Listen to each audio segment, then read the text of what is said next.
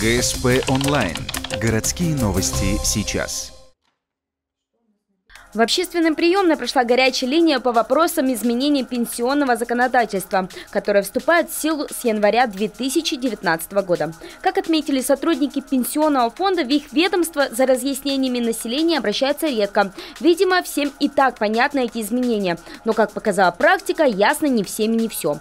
Но первый поступивший звонок касался не измененного закона, а изменения размера пенсий. Позвонивший спросил, действительно ли с января пенсия будет увеличиваться на 1000 в месяц. Его информация оказалась ложной. Так называемая индексация пройдет только в первый месяц года и не для всех на 1000 рублей. Все зависит от увеличения стоимости пенсионного коэффициента. На какой процент увеличивается пенсионный коэффициент, стоимость пенсионного коэффициента, соответственно, на эту же сумму увеличивается размер фиксированной выплаты. Поэтому можно весь размер пенсии умножить на этот процент, а процент составляет 7,6. Ну вот смотрите, посчитайте, если, например, 12 тысяч будет с 1 января 2019, 12 тысяч размер пенсии на сегодняшний день, 7,6, ну это где-то порядка, по-моему, 800 рублей получается, да? Значит, на 800 рублей. Если 15 тысяч размер пенсии, 7,7, по-моему, если не ошибаюсь, где-то 1040 рублей.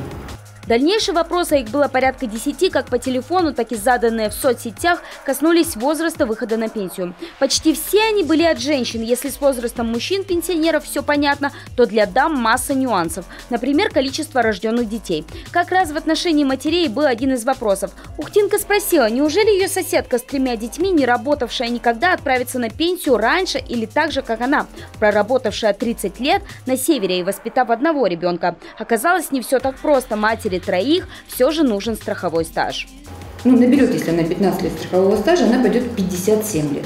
Ей северный стаж не нужен. Если она не наберет страховой стаж, то она пойдет на социальную и не будет иметь права только на социальную пенсию в 65 лет. Независимо уже от того, сколько у нее детей. Так? Вторая женщина. При наличии одного ребенка и 30 лет у нее север выработан, ну, в зависимости от года рождения, если не учитывать переходный период, то она у нас пойдет на пенсию в 55 лет.